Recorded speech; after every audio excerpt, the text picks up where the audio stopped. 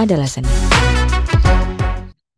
Halo, kali ini saya akan bicara tentang serial kasus ya. Serial kasus ini mulai ramai dibicarakan, terutama berkaitan dengan apabila faktor risiko dan penyakit belum jelas berhubungan, gitu ya.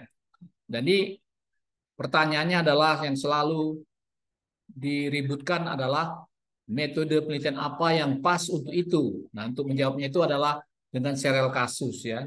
Jadi kalau sudah jelas itu harus dengan studi observasi, kita tinggal milih apakah case control, cross sectional ataupun cohort. Tapi kalau belum jelas ke serial kasus ya. Serial kasus ini bisa juga sebagai alternatif pengganti case control kalau kontrol itu tidak dapat dilakukan karena masalah etika.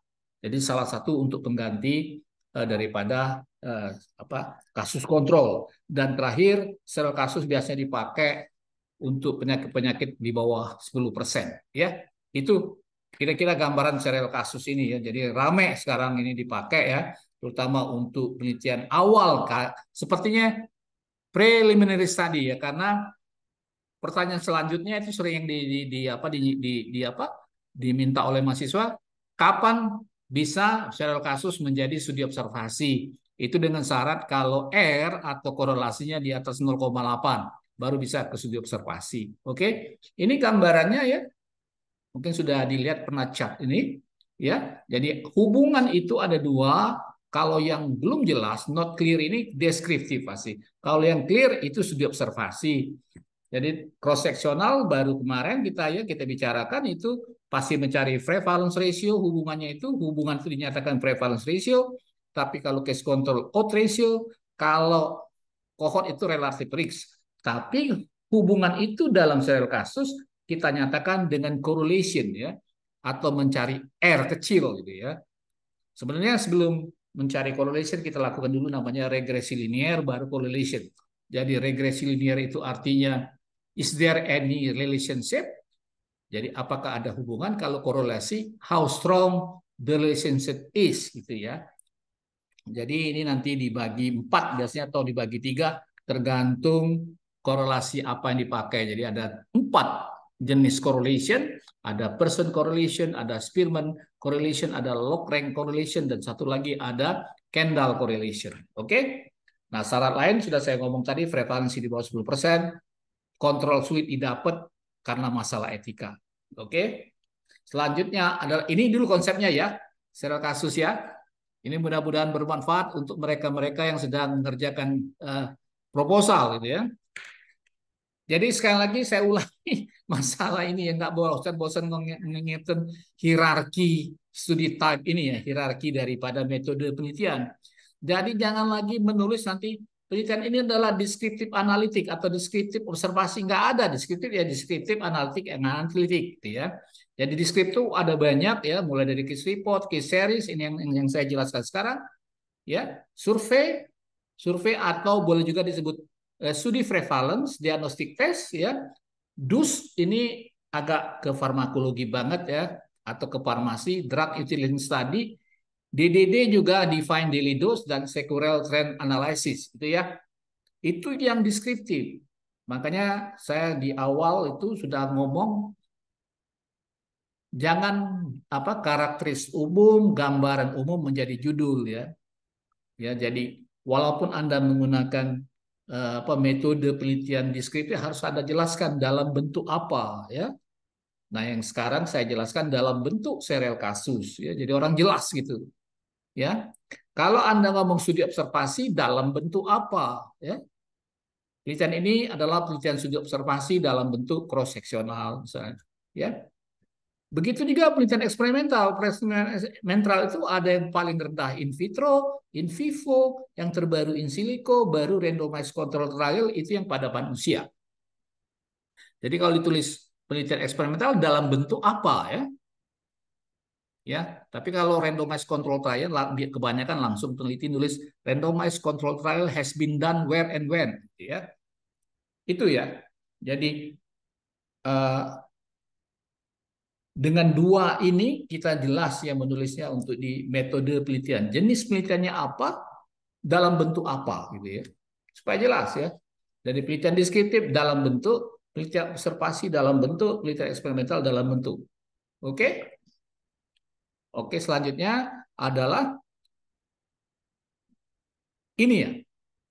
Kira-kira nanti gambaran analisanya dengan korelasi itu. Yang kalau ke atas ini kita ngomong berkorelasi positif ya. Kalau dia ke bawah berkorelasi negatif ya. Ya, jadi bisa nanti hasilnya slightly correlation, moderately correlation, strongly correlation dan very strong correlation ya. Kalau di sini ditulis ya R-nya 0,8 ya, P-nya sangat bermakna gitu ya. Ya, bisa dilihat R-nya berapa gitu ya. Oke. Ini melihat hubungan antara profil lipid serum dan sekresi sebum. Oke. Terus nah, jadi saya balik dari judul langsung ke apa? Sorry, dari apa judulnya serial kasus, sorry, metode penelitiannya serial kasus, tapi langsung saya ke apa? Ke ke apa? Ke analisa gitu ya. Supaya jangan bingung ya, supaya mudah mengingatnya gitu ya. Ini kira-kira judul-judul penelitian yang berkaitan dengan serial kasus ya.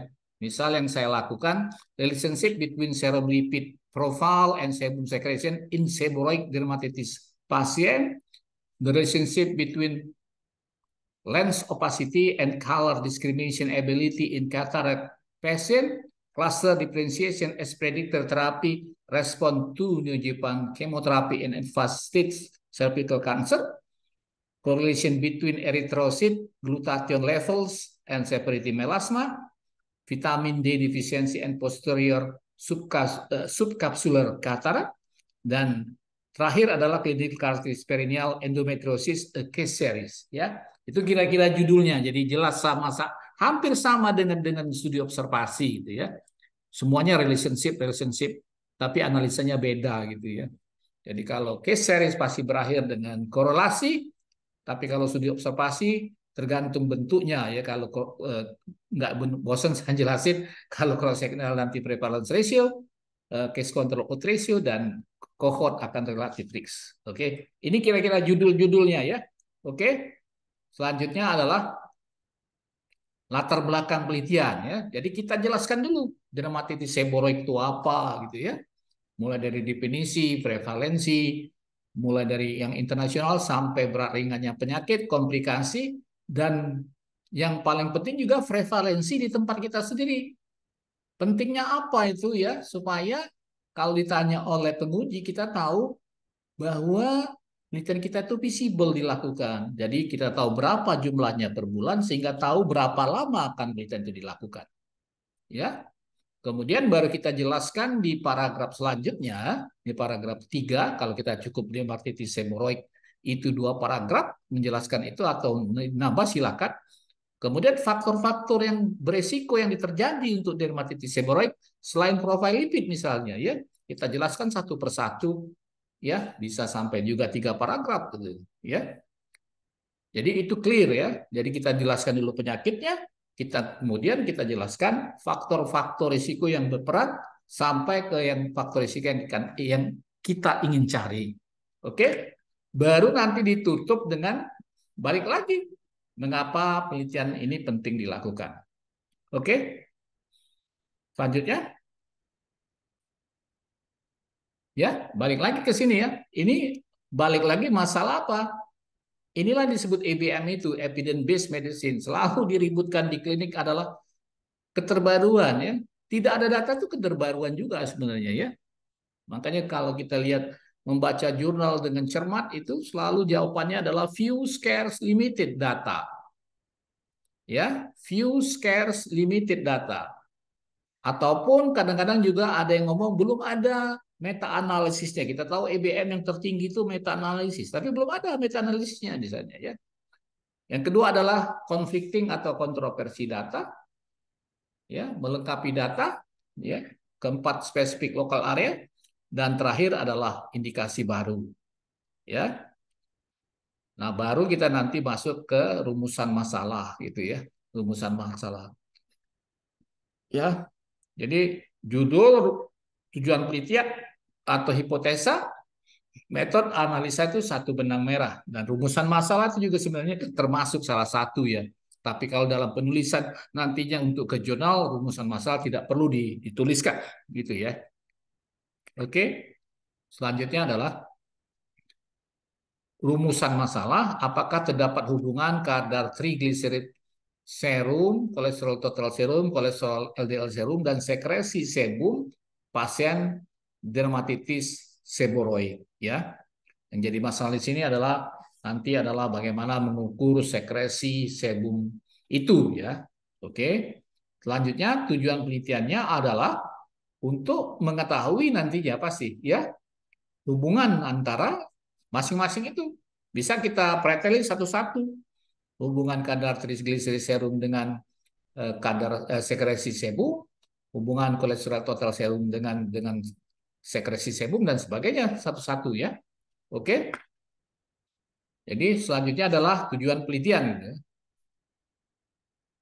Nah, ini ya, mengetahui hubungan kadar trigliserid serum, kadar total serum, kadar kolesterol serum, dan sekresi pada pasien dermatitis seboroid, mengetahui karakteristik.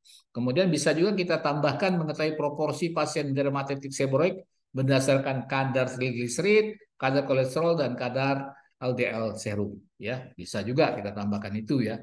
Hanya untuk apa additional analysis gitu ya. Oke. Kemudian selanjutnya adalah manfaat penelitian. Kita tidak perlu membuat hipotesa ya karena ini penelitian deskriptif ya. Jadi kita tulis nanti manfaat akademisnya untuk di bidang dermatologi apa manfaatnya untuk klinis sebagai dokter DV ya. DV singkatan sekarangnya dermatologis venerologis ya. Kemudian untuk manfaat sosial terhadap pasiennya apa? Ya, terhadap pasien sendiri apa? Baru kita nanti masuk ke metode penelitiannya gitu ya. Oke. Nah, bentuk penelitian ini deskriptif ya, seperti di depan tadi saya jelaskan, penelitian deskriptif dalam bentuk serial kasus. Jadi dalam bentuknya harus clear ya, dari banyak ada 7 dalam dalam bidang apa penelitian deskriptif itu. Jadi harus jelas dalam bentuk apa, tempat dan waktu gitu ya, dilakukan di bagian poliklinik DV dermatovenerologis di rumah sakit apa, yang berlangsung kapan gitu ya, populasi sampelnya adalah semua pasien dermatitis seboroid ke poliklinik DV gitu ya. Itu ininya ya, metode penelitiannya. Kemudian yang keempat adalah jumlah sampel ya.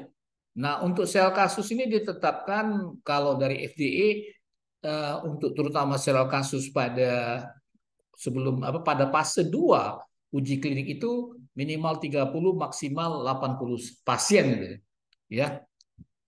Ya, selanjutnya 30 sampai 80 pasien gitu. Sampel adalah semua pasien DS ya yang memenuhi kriteria inklusi. Nah, ini kriteria inklusinya apa gitu ya.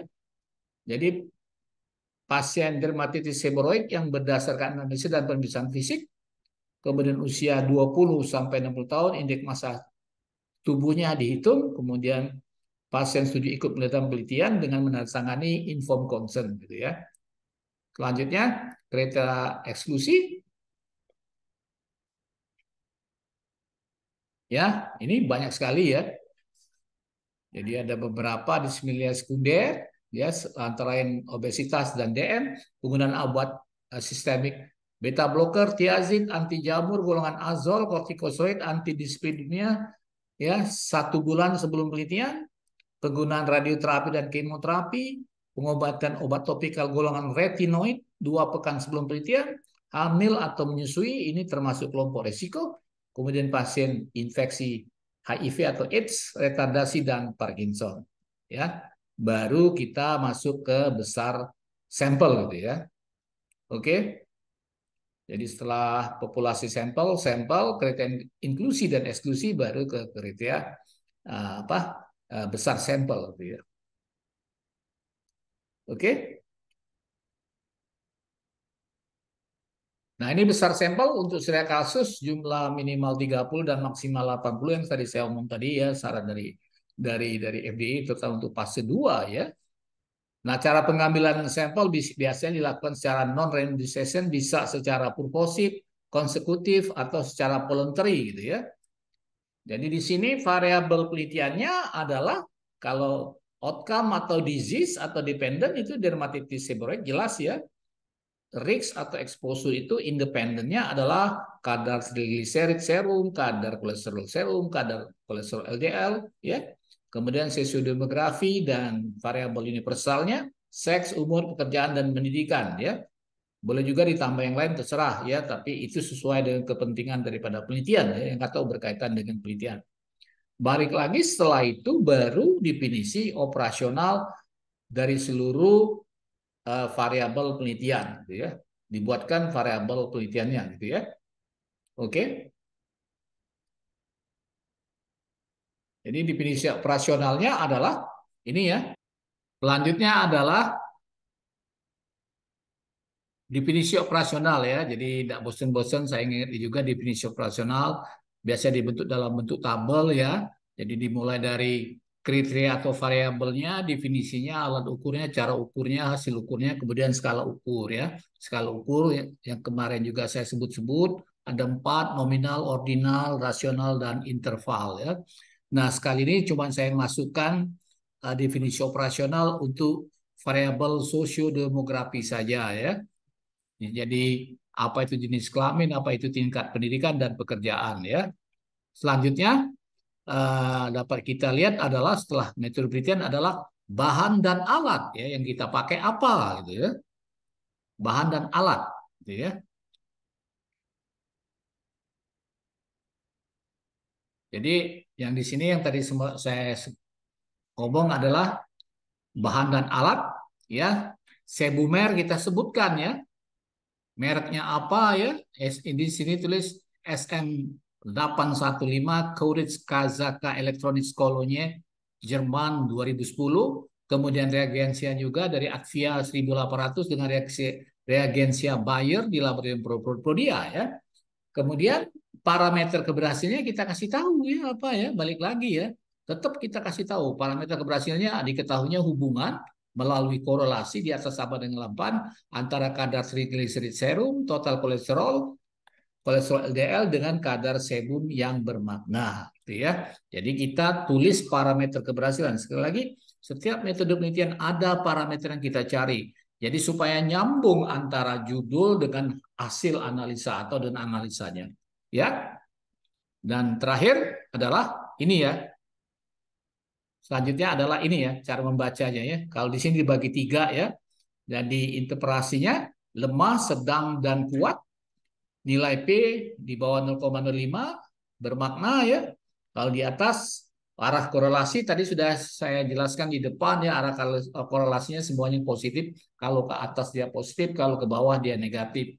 Kalau artinya ada juga yang mengatakan kalau ke atas adalah istilahnya berhubungan positif tadi atau berbanding lurus, kalau ke bawah itu berbanding terbalik.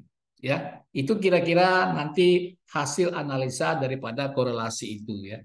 Jadi kekuatan korelasi ada, makanya saya ngomong tadi definisinya kalau simple linear regresi itu is there any relationship? Ada nggak hubungan?